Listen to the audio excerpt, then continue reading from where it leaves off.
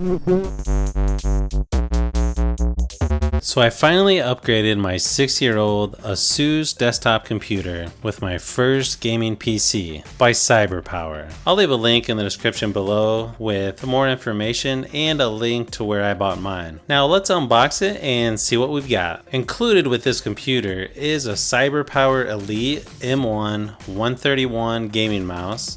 It also comes with a remote for the RGB lighting, user guides, and your typical power cord. They also will give you a CyberPower mouse pad when you register your new computer, so that's nice. Plus they'll give you a $10 e-gift card when leaving a review on whatever site you purchased it from.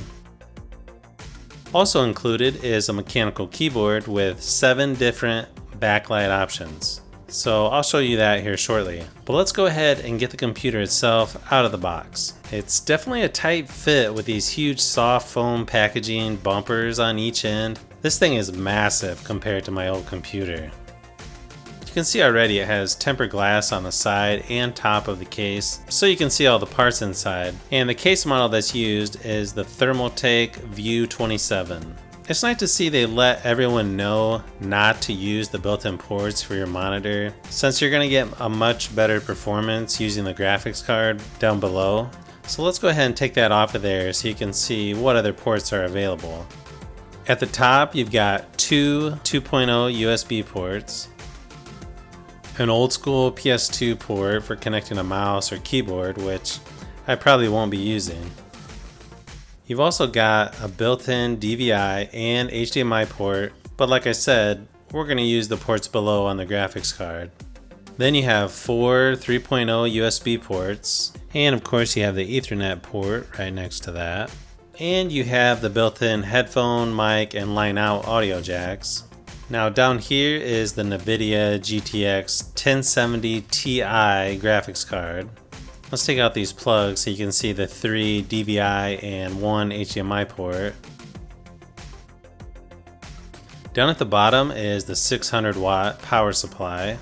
And right above that is your Wi-Fi card, which takes 2 adjustable antennas that was included with the power cord bag.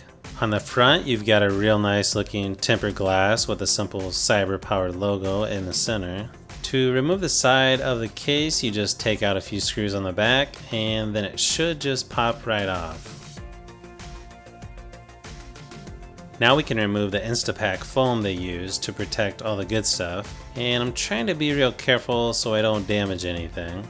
Right below the graphics card they left space for additional items. It has 2 PCIe by 16 slots and 2 PCIe by 1 expansion slots. There's also a drive expansion spot for 2 3.5 inch hard drives, 4 2.5 inch hard drives, and 1 M.2 as well, so hopefully that'll be enough.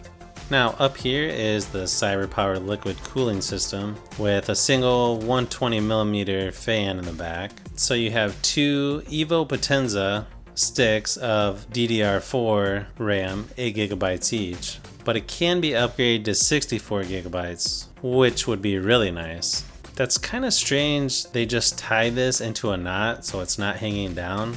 Now this has an Intel Core i7 8700K 6-core processor. Here along the front panel there are 3 fans with RGB lighting, plus you have the strip of lighting along the side. I like how this case has ventilation along the front side panel as well. Down here at the bottom it's hard to see, but there is a green 240GB SSD by Western Digital. So moving to the back side, once you take off the side panel, you can see how they've got the wiring organized and tied up. Wait a second, what's up with this crooked hard drive? Come on, CyberPower. Although, maybe it just popped out of place during shipping. Here you also get a better look at the Thermaltake 80 Plus Smart Series 600 watt power supply. Let's readjust this hard drive real quick. You can see the 3TB drive is a Toshiba P300 at 7200 RPMs, and we should be able to push these right back in so they're straight this time. Now let's take a look at the keyboard real quick. It says here you just need 100 megabytes of disk space and it's compatible with Windows 7, 8, and 10. And the nice thing is you have 7 different color options for the keys. plus the logos light up as well, and it has quick access multimedia keys on both sides. So let's open it up and see what we've got.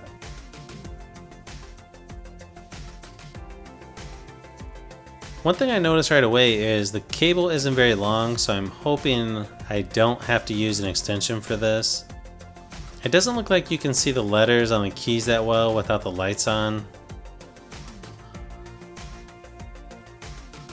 On the back, you've got the feet that pop out on the top, which most keyboards typically have. And at the bottom are little rubber feet to help it from sliding. Okay, let's see how this thing types real quick. Okay, that feels pretty good.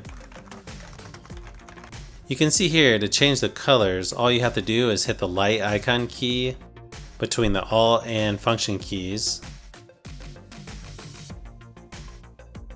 And now let's take a look at the Elite M1 131 gaming mouse real quick.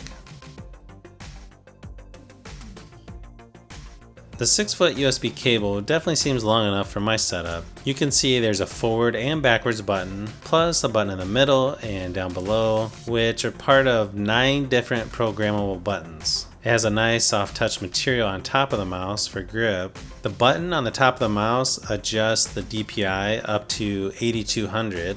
Underneath, it has 4 different weights that can be removed depending on how you want the mouse to feel.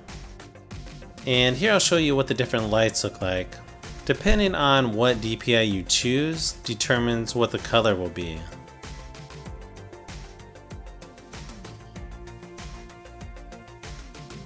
So far I like how the performance is when editing videos for my YouTube channel. Upgrades across the board compared to my old system makes exporting larger videos a breeze. And it also doesn't hurt that now I can get up to 250 frames per second on games like Rocket League. So if you're considering a CyberPowerPC, I say go for it. And if you can't find a good deal on a pre-built one that has everything you want, you can go directly to their website and specify each and every part to build it the way you like. Don't forget to subscribe and give a thumbs up if you haven't already. This is Brian from Fishbee Productions. Thanks for watching, and I'll see you on the next one.